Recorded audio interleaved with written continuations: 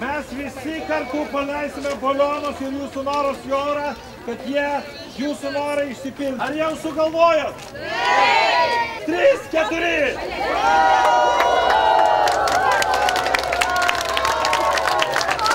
Birželio 1 dangus virš Vilniaus universiteto vaikų ligoninės tarsi pražydo.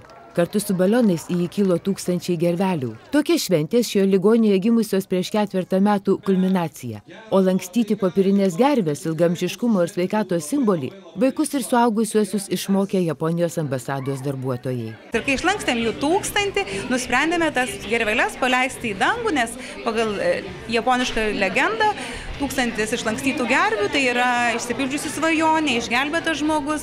Na ir taip patys sukūrėme tokią tradiciją kiekvienais metais birželio 1 paleisti į dangų per mėnesį, o šiais metais dar daugiau, per 1,5 mėnesio išlankstytas popierinės gerveles ir tikėkime, kad kiekvieno ligoniuko svajonės išsipildys, kiekvienos mamos ir tėčio svajonė, kad jų vaikas pasveiktų ar nesirgtų, tikrai bus išgirsta.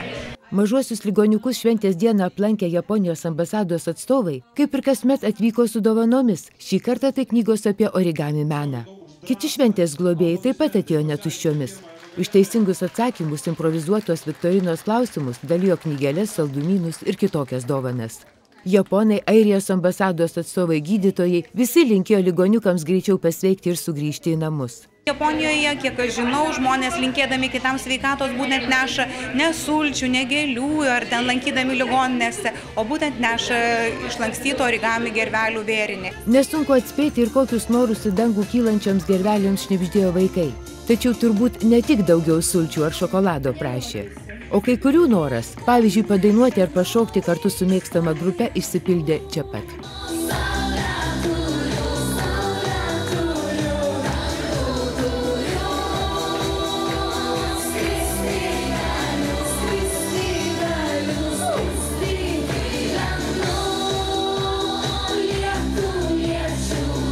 Labai džiaugiamės, kad galim prisidėti ir tikrai raginam visus prisidėti, prisijungti prie akcijų tokių ir džiuginti vaikus.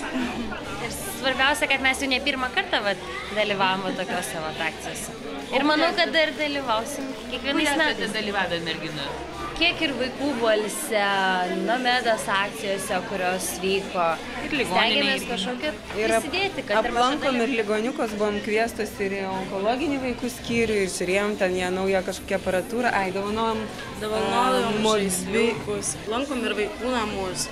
Iš tiesų tikrai, kuom galim, tom prisidedam. O jeigu jie išgyvens geras emocijas, gal tai jiem padės išgydyti, tai tik tais mums būtų labai džiugu nuo to.